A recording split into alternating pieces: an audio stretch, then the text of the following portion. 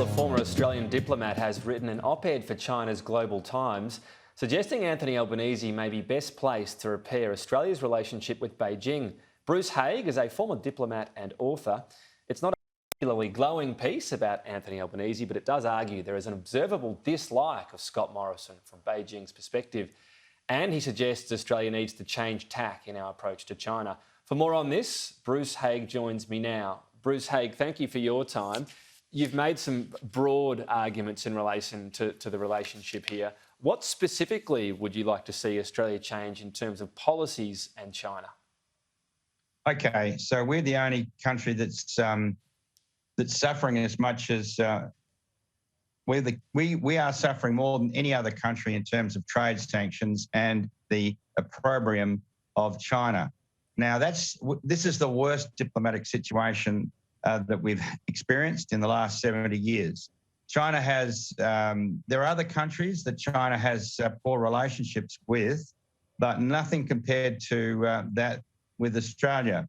So what's required is that diplomacy is deployed, and this government has shown itself to be inept when it comes to diplomacy. The Department of Foreign Affairs doesn't lack the talent, but it has been in recent times dominated by ASPI.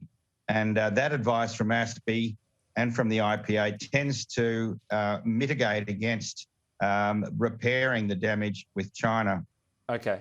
So when you talk about diplomacy, how can diplomacy be conducted when Australian ministers are asking for phone calls, meetings, anything they can get, and they can't get them from the Chinese side?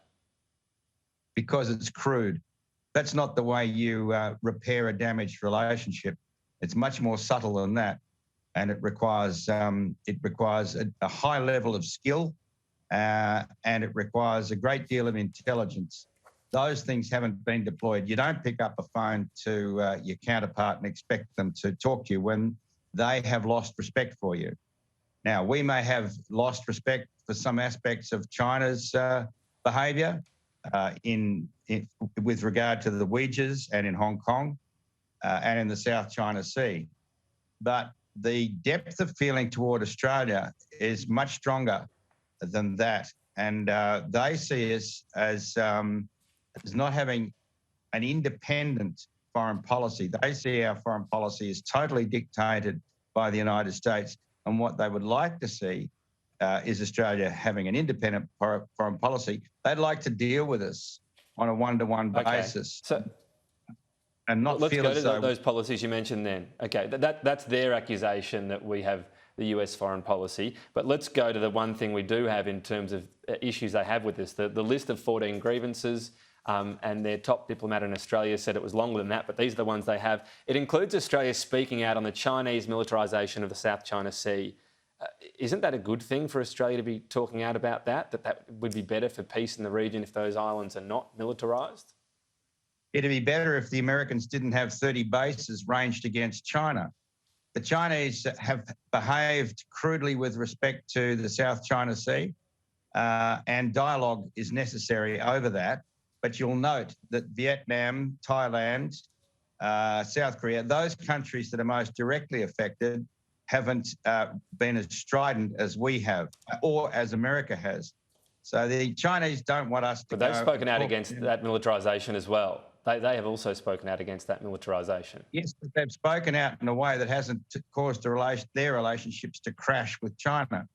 So there is a way of doing this, and it's not to sail ships up and down off the Chinese coast. I mean, were the Chinese to do this off California, the Americans would tear their hair out. There'd be a total collapse in diplomatic relations. So, okay. you know... Okay, sorry to jump in. We are a little bit limited on time, but I want to explore this issue from this premise as well, because you say the problem for Australia began under President Obama. President Xi actually visited the White House in 2015 and pledged the island building in South China Sea would not turn into militarisation. He broke that pledge. Wasn't that the biggest factor in the changing dynamic between the countries? Well, Trump broke the dynamic. Okay, but militarising those islands was a pledge, a clear pledge from the Chinese president. he broke that pledge, didn't he? Yeah, and the Americans said they wouldn't send spy flights. They said they wouldn't sail ships up and down the South China Sea. Both sides have broken pledges. I'm not defending China, and I'm not here to defend China, but we're talking about repairing a relationship, and a very important relationship with the largest player in the region. So we need to revisit this with a lot of thought and a lot of caution, but a lot of deployment of diplomatic skills, and that hasn't happened. Okay, so on, feel free to go to any of those points on the list of 14, for example. Are you saying we don't change any policies we have, but in your words, we use more skillful diplomacy to keep the principles we have? Is that what you're saying? Yep, skillful diplomacy and intelligence. Now, those 14 points have no status. They're not an aide memoir. They're not a diplomatic note.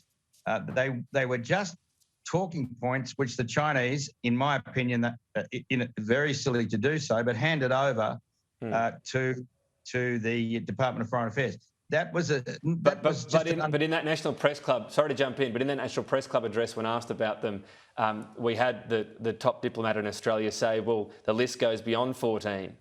He didn't say, no, it wasn't a list, sorry, don't take that list seriously. He had a chance to walk that back. He didn't. And that wasn't wise.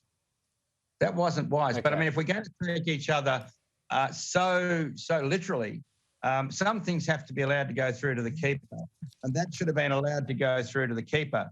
But you know, what about some Australian comments? Should they be allowed to go through to the keeper? Those 14 points too seriously, but I would be using them as the basis for a discussion. But there's other things that happen first if you want to start discussions.